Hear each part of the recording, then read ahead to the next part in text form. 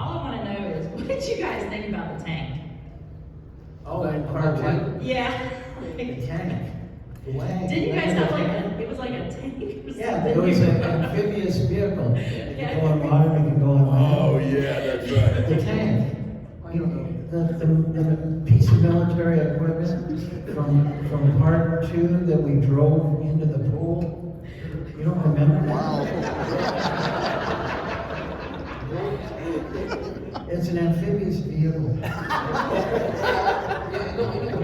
And you remember that vehicle from the movie? Oh, yeah, That's that's what the she's tank. talking about. Yeah, it was being in the tank. Yeah, I'll be honest with you, I blanked out most of the second movie. I just don't remember very much. So this question's for Mr. Gibb. Uh-oh. One of my favorite movies in the 80s was Bloodsport. Yeah. So if you can talk a little bit about filming that, and did anybody get hurt?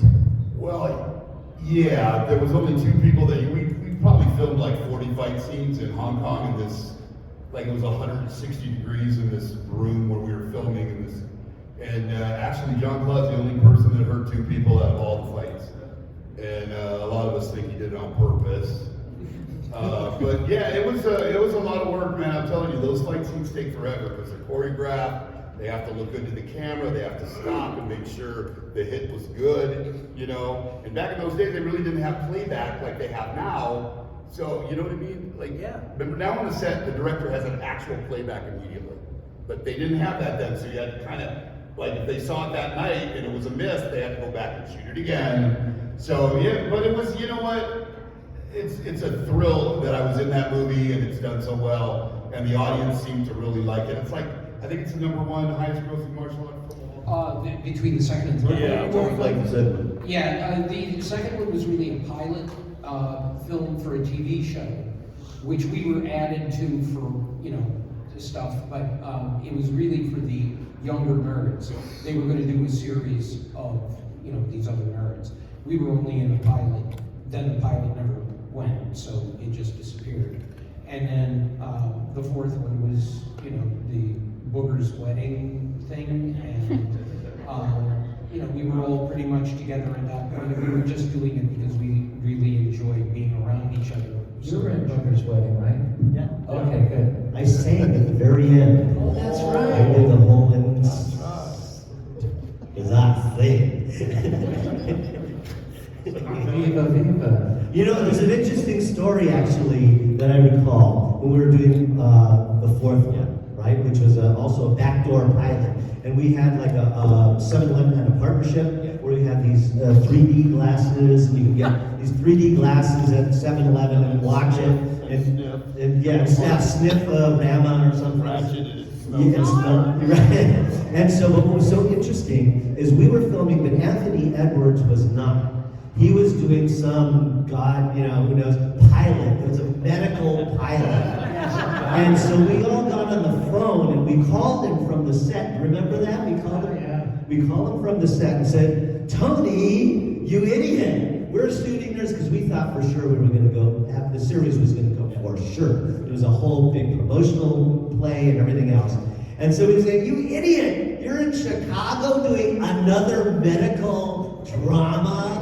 You know, it's because every year there's always medical pilots, right? Well, he had the last laugh because that medical pilot happened to be ER. And so, and our show did not get picked up. We were against ABC's big juggernaut called The Stand.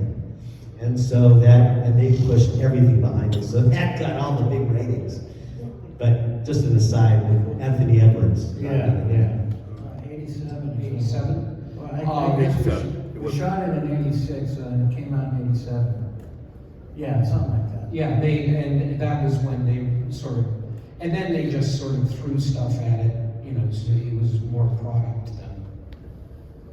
Yeah, they even had you remember when the nerds performed in the first film? Well, they even had something like that in the second film. And of course, you can't recreate that. That was a magic moment. Plus, we didn't have Brian Tochi, because Brian was then doing the Police Academy series. So Wait, you're not in part two? No. They didn't want me in part two. No, I'm kidding. I was lucky enough to do the police academy stuff back then. Yeah. And I remember. And I had a lover in that one. Sergeant Callahan was my lover, so I had to do that one. I have to say, before Curtis answers, that is my favorite line in the That's my favorite line. Actually, in truth, my mother's douchebag was in Michigan. But I thought it was a little too close, so I changed it to Ohio.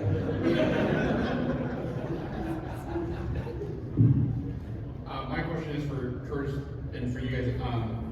Actually, it's kind of the second part of what she said. So some of my favorite lines where I think Booker actually hits it with an exclamation point. Coming to high schools. Does she have a penis? Things like that. Are those scripted or are those?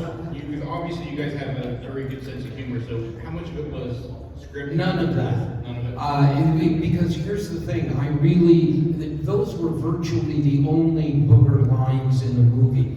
He was kind of like Don's character, Booger, because he didn't really have any dialogue really there as a sight gag, picking his nose and belching and doing and saying disgusting things, like my mother's douchebag and does she have a penis? Those were lines that would never have occurred to me in a million years to say. And actually having to say them was hard because I thought they were so horrible and I just didn't want to be seen on screen saying these things. And in a weird way, it helped make that, I still consider it, weirdly, one of the best acting performances I've ever given, because it has nothing to do with me at all. It's as far from me as is possible to be. So the stuff that was made up was like scenes like when I'm ringing the doorbell and looking for a place to stay, and it's the Stewart residence, and Peter Three Names, Peter McGregor Scott, our producer was the one who was behind the door looking through the mail slot because we had no other actor, and it was just, make it up, you're looking for a place to stay, action.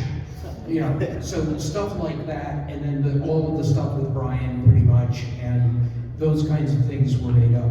But the famous lines of Booger, I had nothing to do with. Thank you. Yeah. And these will be our final two questions. Or was that all you? Actually, these guys were talking about that. Actually, Ogre was your stereotypical on paper. Big, mean dude. So I wanted to make sure that people realized that Ogre just was confused and that he didn't really understand what side he should be on and why he's throwing these nerves out the window because they're telling him to do it. So I tried to make Ogre come across to the audience like, he's really not that bad. Because people don't remember me throwing people out the window. They remember the nice stuff that I did. So it's right, that stuff, But I remember on paper thinking, man, this character sucks. I mean, he's just a big, mean, stupid football player, which has been done a jillion times. And I kept telling Jeff, I'm gonna do this, and I hope you like it. And if you don't like it, tell me, we'll do something else. And then finally, after a while, he finally used to say to me, just do whatever you want.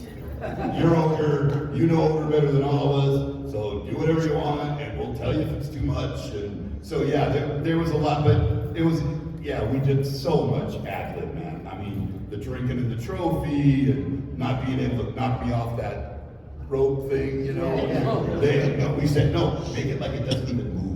But the beer and the trophy, was that your idea? That was, the stunt guy? Yeah. Remember Terry James? Yeah, That was his idea. That's a good idea. I'll tell you, this stunt guy really had great ideas, Yeah.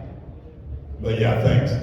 And just for the rest of the cast, I love Bernie Casey in the movie as U.M. Jefferson. He brings such a great presence and gravitas. Just do any of you guys have, I know he passed away a few years ago, any great memories or stories about Bernie Casey on set?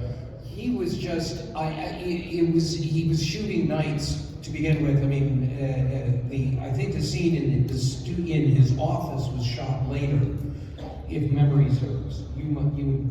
Oh, because they felt they needed to add that, that's what it was. And Or they. no, it was a phone call, but they decided they wanted to see him. To see him, Yeah. right.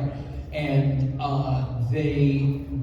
lot of the stuff he was shooting was the night shoots that we were doing, you know, during